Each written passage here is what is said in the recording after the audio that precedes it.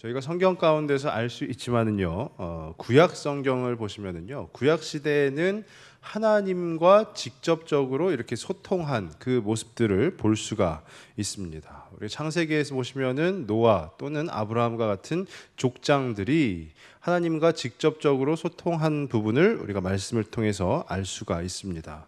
또 모세 이후에는 대제사장들이 하나님과 또 직접적으로 소통을 한 부분도 볼 수가 있습니다. 또 그 이후에는 선지자들이 하나님께서 그 때에 따라 세우신 그 선지자들을 통해서 하나님과 직접적으로 소통했다라는 것을 우리가 말씀을 통해서 알 수 있습니다. 근데 우리가 신약 성경을 보시면은 예수님께서 오신 후에 지금 우리가 살고 있는 이 시대도 신약의 시대다라고는 하는데요. 그 하나님과 직접적으로 소통하는 자들이 있다라고 한다면 거의 대부분은 이단이라고 우리가 봅니다.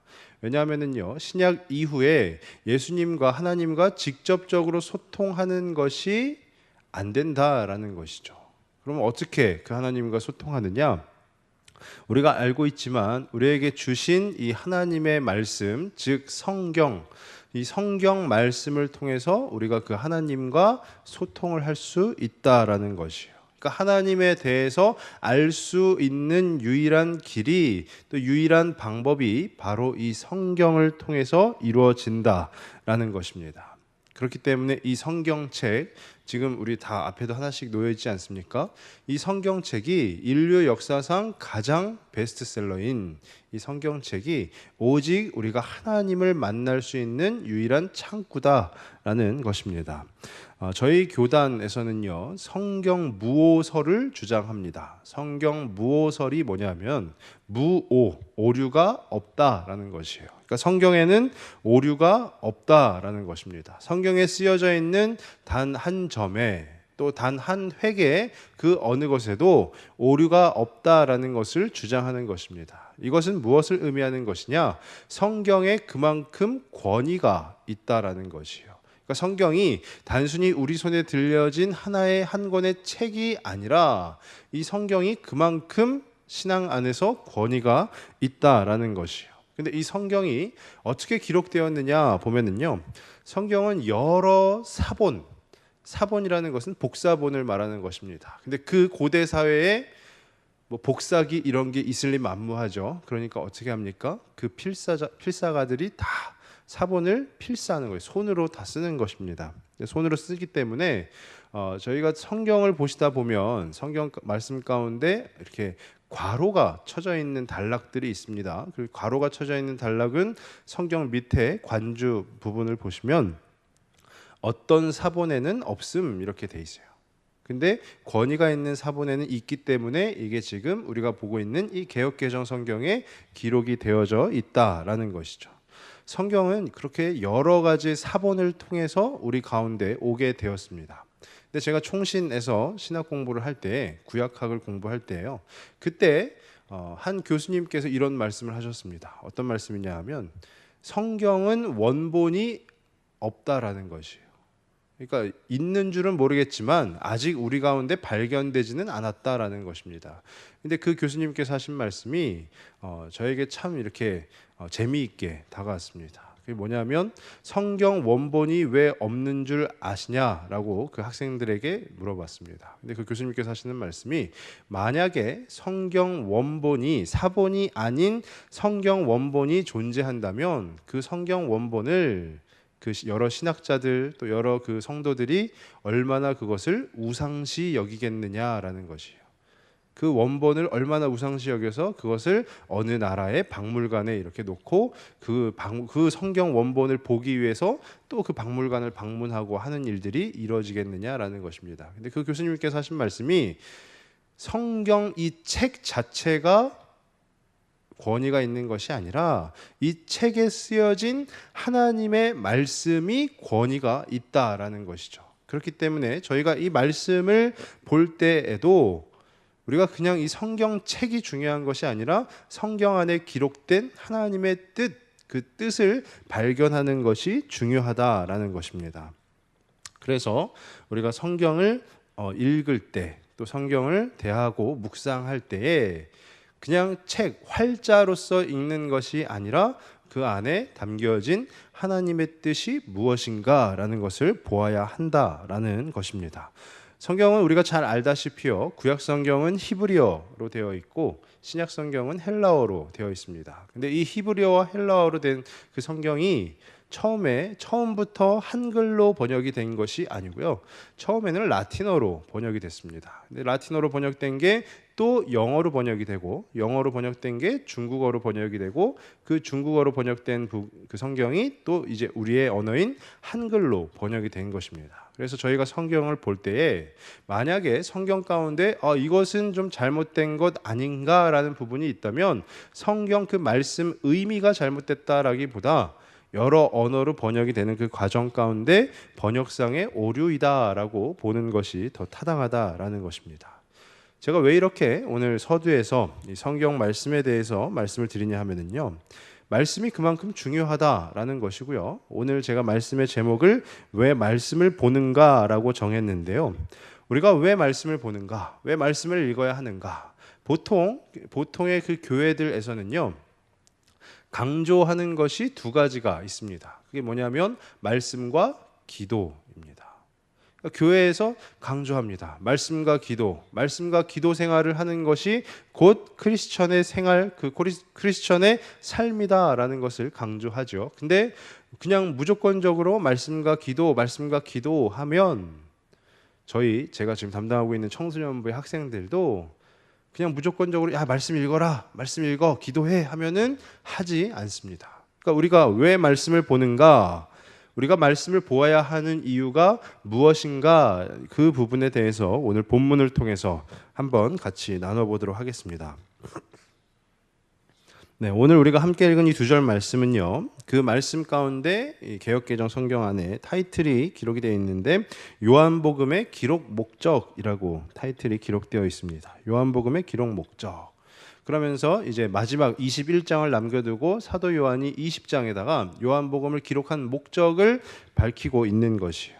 그러니까 요한복음 전체를 요약한 것과 동일하다라는 것이에요. 근데 이것이 비단 요한복음에만 해당되는 것이 아니고, 제가 이 두 절 말씀을 묵상함 가운데 이것은 요한복음에만 해당되는 것이 아니고 하나님이 우리에게 주신 말씀 곧 성경에 해당되는 것이구나, 성경을 왜 기록하셨는지가 명확하게 잘 드러난 구절이구나 라는 그런 생각이 들었습니다.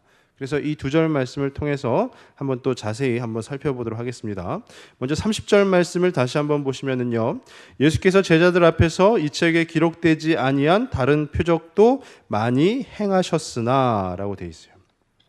그러니까 예수님께서 그 공생의 사역을 하시면서 여러 표적을 행하셨는데, 이 사도 요한이 말하기를 예수님이 행하신 모든 표적을 이 요한복음에 기록하지 아니하였다라는 것이에요. 그냥 제자들 함께 예수님의 공생의 사역을 동행한 그 제자들 앞에서 여러 가지의 표적을 행하셨지만 그 여러 가지의 표적, 모든 표적을 다 기록하지는 않았다라는 것이 되겠죠. 그 뒤에서 31절 말씀에 한번 보시면은요, 오직 이것을 기록함은, 그러니까 이 요한복음 이 20장 29절까지의 말씀을 기록함은, 이 표적들을 예수님이 행하신 모든 표적이 아니라 이 일부의 표적을 기록함은 너희로 예수께서 하나님의 아들 그리스도이심을 믿게 하려 함이요, 또 너희로 믿고 그 이름을 힘입어 생명을 얻게 하려 함이니라 라는 것이에요. 예수님께서요, 사역을 하시면서 다니실 때 표적을 행하시면 그 표적에 사람들이 어떻게 됐겠습니까? 놀라게 되었죠. 그 표적, 예수님이 행하시는 표적들을 보면서 놀라게 되고 그 예수님을 또 믿게 되고 그 예수님을 따르게 되었다라는 것입니다. 근데 이 오늘 말씀 가운데서 한번 살펴보면은요, 그렇게 돼서 표적이 만약에 중요하다 한다면 그 표적, 모든 표적을 다 기록해야 되는 것이 맞는 것입니다. 근데 사도 요한이 말하기를 그 모든 표적을 기록하지 아니하였다라고 한 것은 표적보다, 그 예수님이 행하신 표적보다 훨씬 더 중요한 것이 있다라는 것이에요. 그러면서 오직 이것을 기록하였다라는 것, 그것이 뭐냐? 너희로 예수께서 하나님의 아들 그리스도이심을 믿게 하려 함이요. 예수님이 누구신지를 정확하게 알게 하려 함이다라는 것이요. 예수님께서 단지 병을 고쳐주시는 분, 예수님께서 단지 우리의 배고픔을 해결해 주시는 분이 아니시라. 그 예수님께서 누구시냐? 바로 하나님의 아들 그리스도, 우리를 구원하여 주시기 위해서 이 땅에 오신 분이심을 알게 한다라는 것이 아니라 그것을 믿게 하려 함이다라는 것이에요. 그러니까 이 말씀을 기록한 목적이, 또한 반대로 얘기하면 우리가 말씀을 보아야 하는 이유가 그 예수님이 누구신지를 정확하게 알고 그 예수님을 믿기 위함이다라는 것입니다. 만약에 예를 들어서요, 이 표적이라는 것을 우리의 관점에서 놓고 생각을 하면 체험이 될 것입니다. 예수님께서 표적을 행하셨다? 그것이 우리에게는 하나의 체험이 되는 것이죠. 물론 기독교 신앙 가운데 체험이라는 것은 굉장히 중요한 요소입니다. 그리고 저 또한 체험 신앙이 얼마만큼 우리의 신앙에 중요하다라는 것을 인정하고 있습니다. 하지만 체험이 안 좋다라는 이야기가 아니라, 체험도 물론 중요하지만, 우리가 그 예수님을 체험하고 하는 것도 물론 중요하지만, 더 중요한 것이 그 예수님이 누구시다라는 것을 내가 믿음으로 받아들이는 것, 그것이 훨씬 중요하다라는 것이요. 그리고 우리를 그 믿음 가운데로 인도하는 그것이 바로 이 하나님의 말씀이다라는 것입니다. 말씀이 아니고서는 우리를 그 믿음 가운데로 인도할 수 있는 것은 없다라는 것이죠. 그러니까 이 말씀이 얼마나 중요한 것입니까? 또 뒤이어서 나오기를 너희로 믿고 그 이름을 힘입어 생명을 얻게 하려 함이니라. 우리가 예수님이 누구신지를 알고 그 예수님을 믿게 되었습니다. 무엇을 통해서요? 이 말씀을 통해서 그렇게 되었습니다. 근데 그 이후에 그럼 어떻게 하느냐? 그렇게 믿은 후에 우리 가운데 생명을 허락해 주신다라는 것이에요.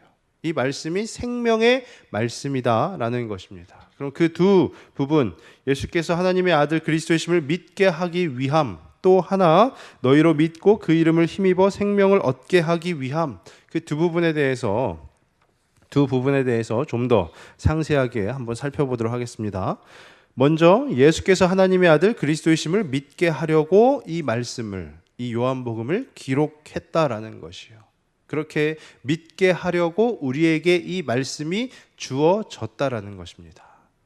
그러니까요, 물론 모든 것이 중요하지만 내 삶의 문제가 해결되는 것을 위해서 이 말씀이 주어졌다라고 보는 것보다 우리의 믿음이 예수 그리스도를 향하여 있기를 바라기 위해서 이 말씀이 우리에게 주어졌다라고 보는 것이 훨씬 우리의 신앙을 더 성숙한 모습 가운데 인도하고 있다라는 것입니다. 우리가 로마서 10장 17절 말씀 제가 한번 읽어드리겠습니다. 로마서 10장 17절 말씀입니다. 그러므로 믿음은 들음에서 나며 들음은 그리스도의 말씀으로 말미암았느니라. 그러니까 우리의 믿음이 어디에서 나냐? 우리의 들음에서 나는데, 그 들음, 우리가 무엇을 듣느냐? 바로 그리스도의 말씀을 들음으로써 우리가 믿음 가운데 믿음을 얻을 수 있다라는 것입니다. 이 말은 다름이 아니라 하나님의 말씀이 우리의 믿음과 밀접한 관계가 있다라는 것이요. 우리가 하나님의 말씀을 통해서 우리가 믿음을 얻는 것 아니겠습니까? 우리가 단지 그냥 그 표면적인 믿음, 그 믿음을 가지고 신앙생활을 한다면 우리는 장기간에 걸쳐서 신앙생활을 하기가 어려울 것입니다. 근데 반석 위에 세운 나의 믿음이 무엇이냐? 그 믿음은 바로 하나님의 말씀을 기초로 한 그 믿음이라는 것이에요. 우리가 믿음에 대해서 잘 아는 말씀이 있죠. 히브리서 11장 1절에 보면 믿음은 바라는 것들의 실상이요 보이지 않는 것들의 증거니. 근데 문제가 무엇이냐? 그 믿음이라는 것은 우리의 눈에 보이지 않는다라는 것이에요. 지금 우리가 2016년을 살아가고 있습니다. 근데 2016년이 어떤 세상입니까? 실제로 눈에 보이지 않는 것, 그것을 가지고 우리는 아무 일도 하지 않습니다. 왜냐하면요, 우리의 자녀들이 회사에 들어갈 때에도 무엇을 하죠? 회사에 들어갈 때 다 계약서 같은 것을 작성을 합니다. 다 눈에 보이는 그 증명을 요구하는 것이죠. 그리고 우리가 어떠한 것에 대해서 말을 할 때에도요, 하나의 통계를 다 봅니다. 그 통계가 무엇입니까? 우리의 눈으로 볼 수 있는 것이죠. 근데 지금 이 2016년에 우리가 살아가고 있는 이 세상은 눈에 보이지 않는 것은 취급을 하지 않습니다. 오로지 눈에 보이는 것만을 통해서 이루어지는데, 이 하나님의 말씀을 믿는다라는 것이 애석하게도 안타깝게도 우리가 눈으로 보일 수 없다라는 것이에요. 그러면 그 믿음은 무엇이냐? 그 믿음의 눈으로 바라보아야 하는데, 그 믿음의 눈, 어떻게 하면 그 믿음을 우리가 얻을 수 있느냐? 이 부분에 대해서는 저도 명확한 답변을 드리기가 어렵습니다. 우리가 어떻게 하면 믿을 수 있느냐? 제 개인적인 믿음을 돌아보아도요, 믿어지니까 믿는 거지 내가 어떠한 단계를 거쳐서 믿었다라고 논할 수 있는 그 증거가 부족하다라는 것이에요. 그래서 우리가 믿음의 있고 없고 차이가 무엇을 말하냐면요, 우리가 같은 이 성경 말씀을 바라보고 읽는다 하여도 믿음이 있는 자가 읽는 것과 믿음이 없는 자가 읽는 것에는 아주 큰 차이가 있다라는 것이에요. 근데 이 믿음을 어떻게 하느냐? 믿음에는요, 두 가지가 필요한데, 그 두 가지가 무엇이냐? 준비와 점검이 필요하다라는 것이에요. 우리가 하나님의 말씀을 볼 때 준비는 무엇이냐? 우리가 믿기 위한 준비, 그 예수님이 어떠한 분이신가를 우리가 알아야 된다라는 것이죠. 우리가 예수님을 믿어야 하는데 예수님이 어떠한 분이신지도 모른다면 우리가 어찌 그 예수님을 믿을 수 있겠습니까? 우리가 만약에 예를 들어서 우리 옆집에 사는 사람을, 우리가 그 옆집에 사는 사람이 우리에게 뭔가 도움을 요청한다면 그 도움을 행해 줄 때 우리가 그 사람을 알지 않습니까? 이 사람은 내 옆집에 사는 사람이니까 내가 도와줘도 상관이 없다라고 생각을 하기 때문에 도와주는 것 아닙니까? 생전 처음 보는 사람인데 우리가 도움을 쉽사리 줄 수는 없는 일입니다. 이처럼 우리가 예수님을 믿는다라고 하였을 때 그 예수님이 어떠한 분이시냐, 그 예수님이 누구시냐, 이 부분에 대해서 우리가 알 수 있는 길이 바로 이 하나님의 말씀 밖에 없다라는 것이에요. 말씀 외에서는 우리가 그 예수님에 대해서 알 수가 없다라는 것입니다. 근데 이 예수님에 대해서 아는 그 준비가 무엇이냐? 바로 우리의 지적인 동의를 말하는 것이에요. 우리가 머리로 받아들이는 것입니다. 예수님이 하나님의 아들이시구나. 예수님이 그 베들레헴에서 태어나셨구나. 예수님이 나사렛에서 자라셨구나. 예수님이 12제자를 부르셨구나. 예수님께서 그렇게 3년간의 시간에 걸쳐서 여러 표적을 행하시고 사역을 행하셨구나. 그리고 예수님께서 십자가에 달려 죽으셨구나. 그리고 그 예수님이 하나님의 아들이시구나 라는 그 지적인 동의가 있을 때 우리는 그 믿음을 소유할 수 있는 그 근거를 가질 수 있다라는 것입니다. 우리가 만약에 예수님이 하나님 아들이시래 했는데 에이 거짓말, 그러면 어떻게 됩니까? 우리가 지적으로 동의하지 아니하면 우리는 그 어떤 믿음도 소유할 수가 없게 되는 것입니다.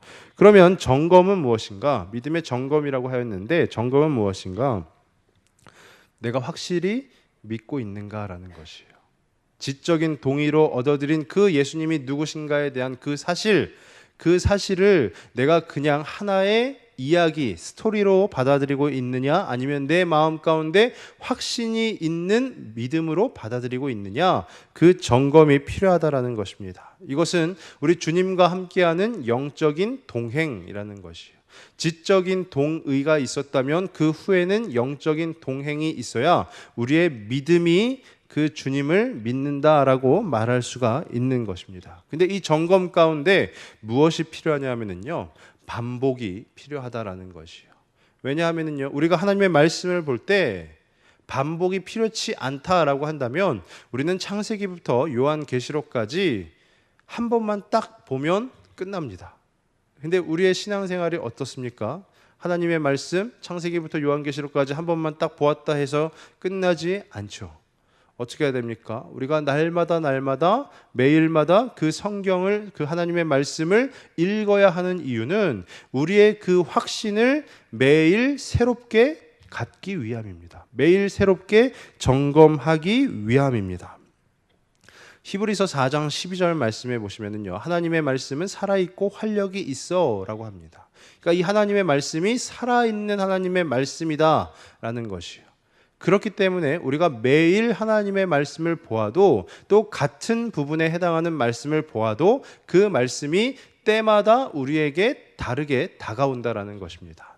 왜냐하면은요, 우리가 가정에 이제 가셔서 우리 배우자분들과 남편분들과 아내분들과 대화를 하실 때 매일 똑같은 대화를 하신다고 그래서 그 대화가 지겨우신가요? 표정들이 약간 지겹다라는 그런 표정이신데요. 우리 부부간의 대화는요, 매일 이루어진다 하여도 매일 할 이야기들이 넘쳐나지 않습니까?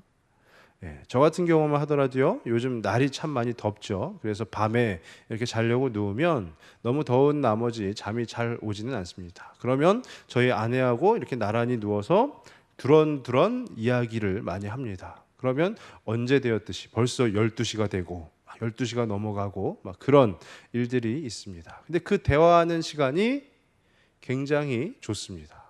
왜냐하냐? 매일 내가 다른 사람과 대화를 하는 것은 아니지만 매일 같은 사람과 대화를 하는 것이지만 그 대화를 할 때마다 정말로 똑같은 이야기를 반복하는 것이 아니라 늘 새로운 이야기가 우리 가운데 이루어지기 때문입니다.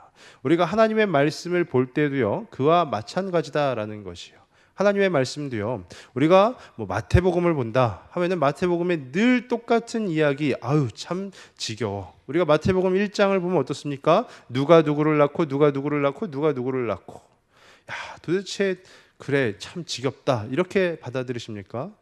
매일 똑같은 말씀을 본다 할지라도 그 말씀이 살아있기 때문에 우리 가운데 새로움으로 다가오는 것입니다. 그러니까 우리가 그 말씀을 통해서 우리의 확신을 가질 수 있는 것이에요. 우리 믿음을 점검할 수 있는 것입니다. 그런데 제가 이 말씀을 준비하면서 어떤 자료를 보니까요, 우리 한국교회, 한국에 있는 어떤 교회에서, 저희 교회는 아닙니다, 한국에 있는 교회에서 한번 조사를 해봤다라고 합니다.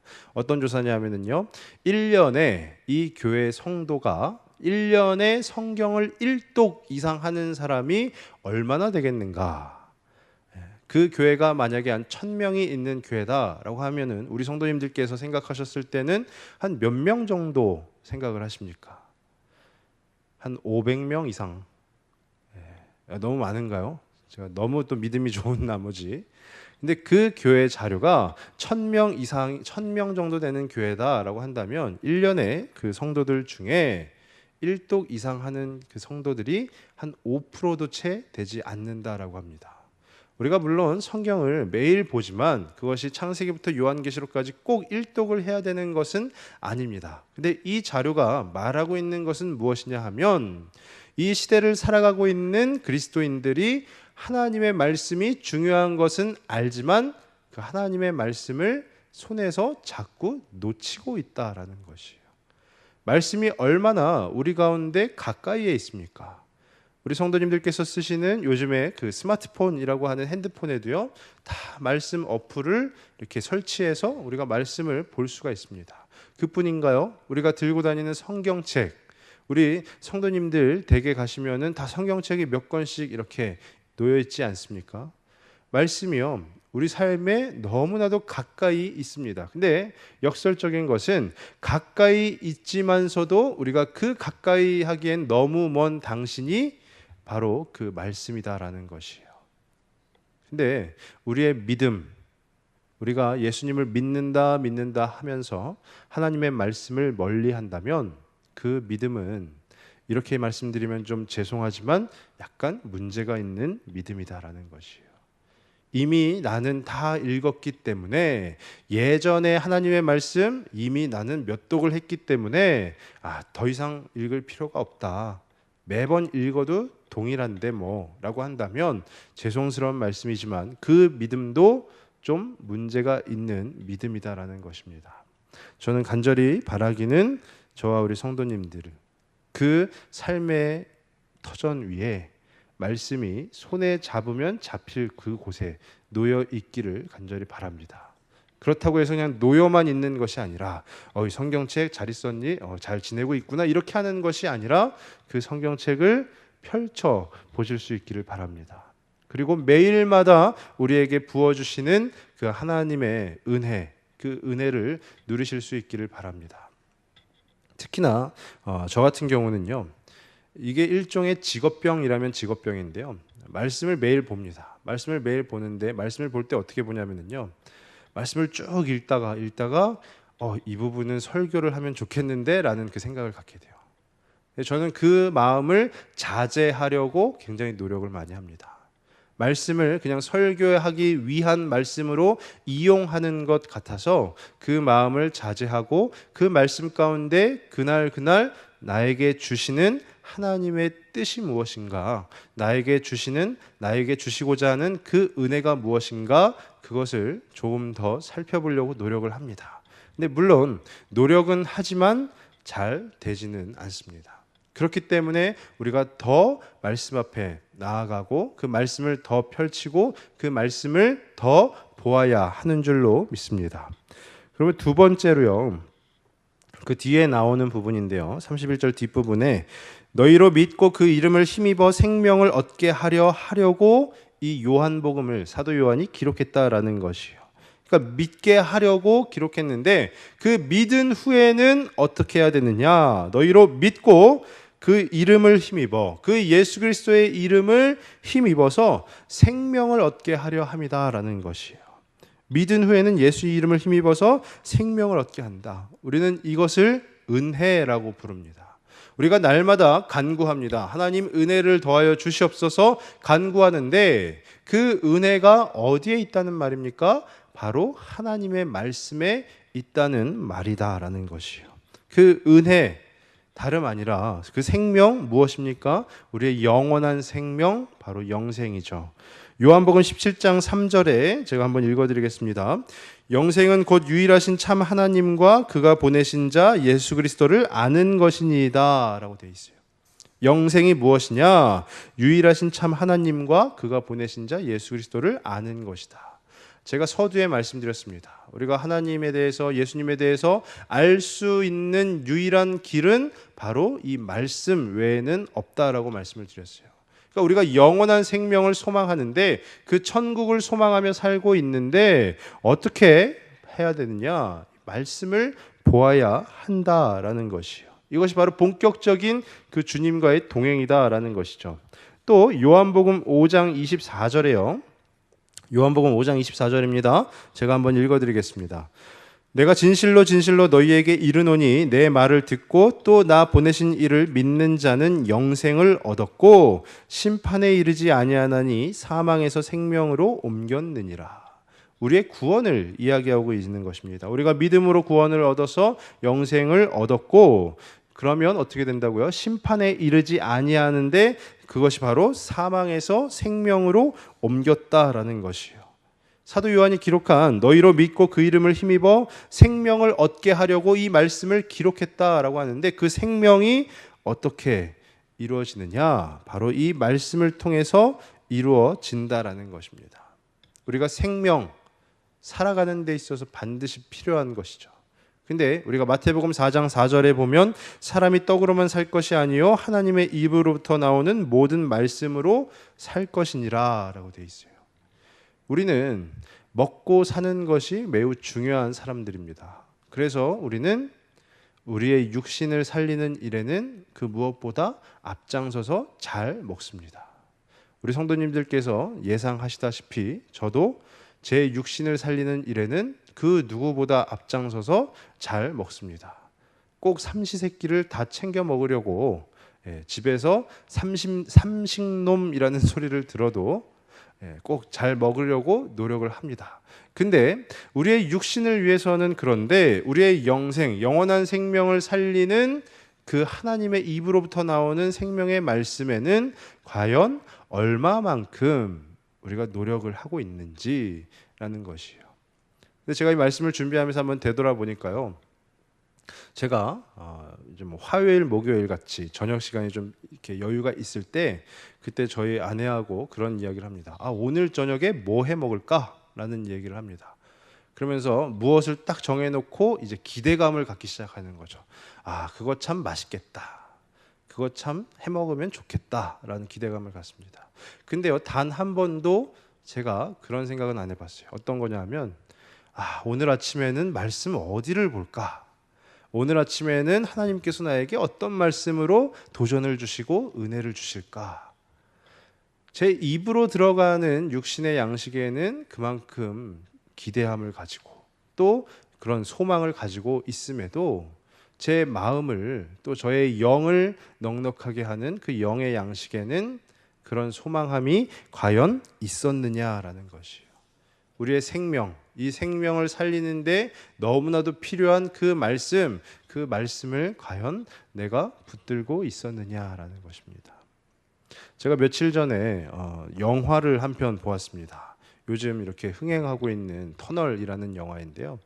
그 영화는 어떤 한 남자가 터널을 운전해 가다가 터널이 무너져서요. 그 안에 약 한 35일 정도 고립돼 있는, 갇혀 있는 그 상황을 이제 그리고 있는 영화입니다. 근데 그 영화 내용 가운데요. 그 먹을 것이 없지 않습니까? 근데 한 장기간 계속해서 갇혀 있다 보니까 어떻게 해야 되겠습니까? 근데 그때 이제 물도 없어서 이제 이러다 내가 죽는구나라고 하는 그 시점에 어디선가 물이 한 방울씩 똑똑 떨어지는 것이요. 그래서 비어져 있는 그 페트병에 그 한 방울의 물을 받아서 또 며칠 동안 그 사람이 연명할 수 있었다라는 그 내용을 담고 있습니다.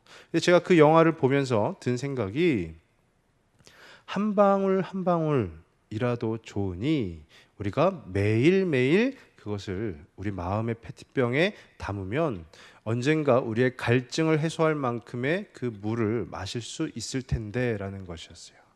근데 우리는 말씀을 언제 보십니까? 내 마음이 곤고할 때 말씀을 보십니까? 아니면 구역 예배 드릴 때 말씀을 보십니까? 그 말씀, 우리가 한 방울 한 방울이라도 좋다라는 것입니다. 우리가 반드시 한 번에 막 2리터, 3리터의 그 큰 용량을 필요로 하는 것이 아니고요. 그 한 방울 한 방울이 바로 우리를 살린다라는 것이에요. 우리가 하찮게 여기는 한 방울이라 할지라도요. 그것이 모이면 우리를 살리는 생명수와 같은 존재가 된다라는 것입니다. 이 말씀을 우리가 언제 볼 것이냐? 필요할 때만 볼 것이냐? 아니다라는 것입니다. 우리가 매일매일 말씀을 열었을 때 그 안에서 폭포수와 같은 은혜를 경험치 못한다 할지라도요.